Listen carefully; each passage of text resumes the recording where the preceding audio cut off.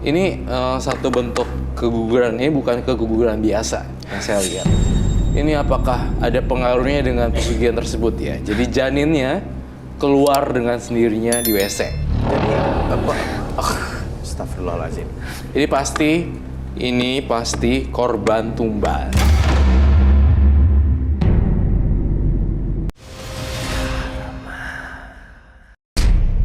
Pemirsa, kembali lagi di Karma Balik bersama saya Iksan Akbar dan tentunya kawan indigo saya, Roy Kiyoshi. Roy sudah siap dengan music box-nya. Seperti biasa, Roy akan memilih partisipan berdasarkan music box ini. Silakan Roy. Baik, saya akan memutar music box ini dan memilih salah satu partisipan saya.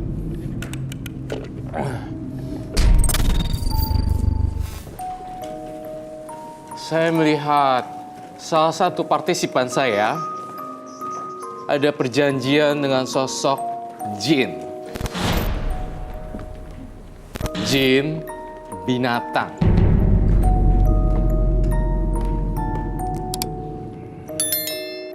Dan partisipan saya hari ini harus menanggung semua akibat dari perbuatannya.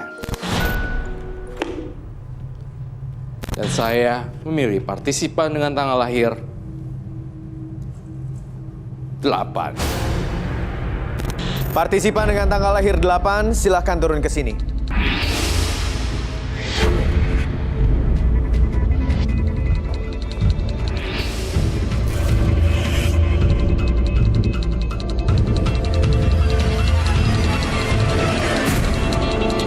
Partisipan dengan tanggal lahir 8 sudah berdiri di depan lingkaran karma dengan Mas Teddy. Mas Teddy, selamat malam Mas Teddy. Saya mau tahu cerita apa dari Mas Teddy yang membawa Mas Teddy sampai ke sini ke studio Antv bertemu dengan Roy. Ya, terima kasih Mas Iksan dan Mas Roy.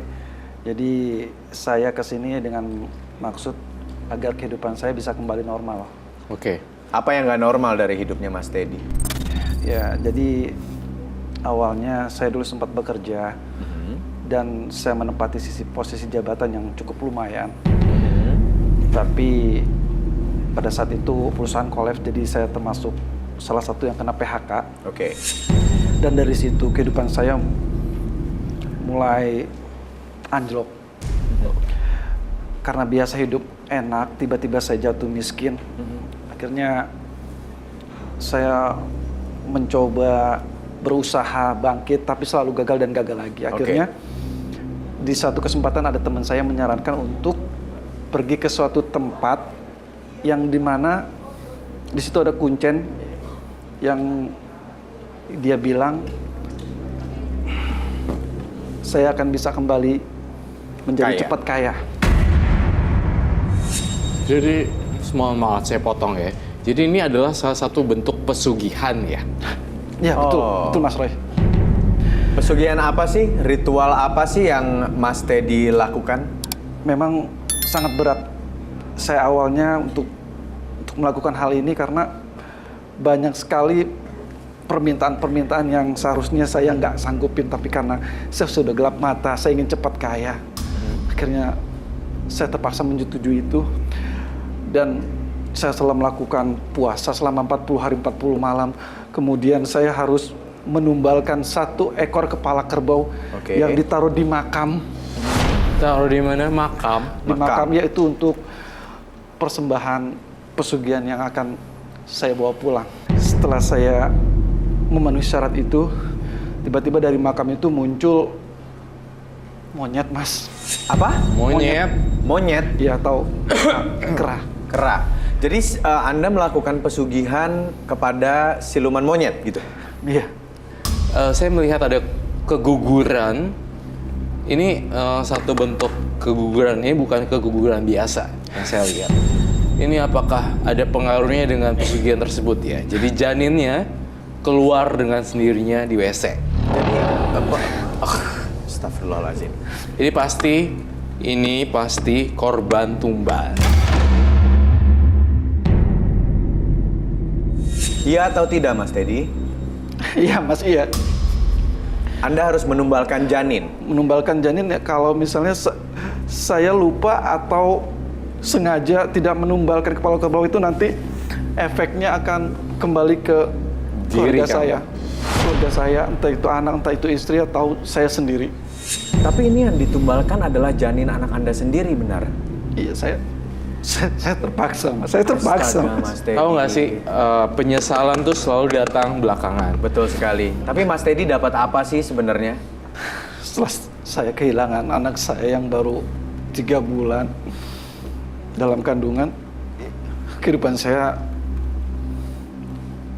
cepat, Mas, drastisnya. Kaya lagi. Saya kaya lagi. Saya bisa jalan-jalan ke Eropa, saya bisa beli rumah mewah, mobil mewah. Cuma sih ya punya uang tapi kamu kayak kehidupannya dimakan Ya, setan. sampai terakhir saya pernah ke Las Vegas hanya untuk main judi, Mas.